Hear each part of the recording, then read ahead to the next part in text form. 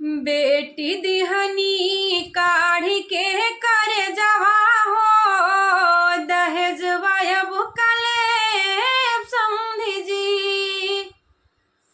पेट कट पढ़ावनी कवल जवा हो दहेज वायब कले समधी जी। बेटी दिहनी काढ़ी के करे जवा दहेज वायब कले समधी जी।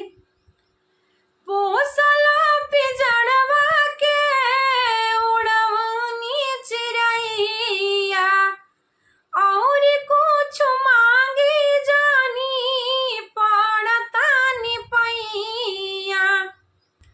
पोसला पिजड़वा के उड़वनी चिड़ैया और कुछ मांगी जानी पड़तानी पैया।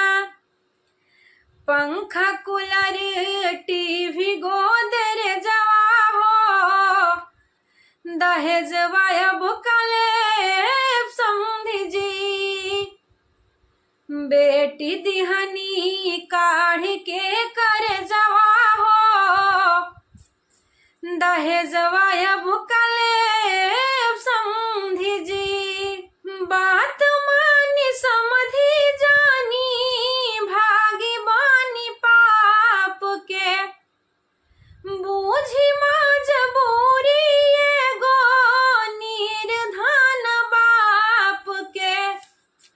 बात मानी समधी जानी भागी बानी पाप के बूझी मजबूरी एगो बेटी के बाप के। रोवतानी फाड़ के करे जवा हो दहेज वायब कले समधी जी। बेटी दिहनी का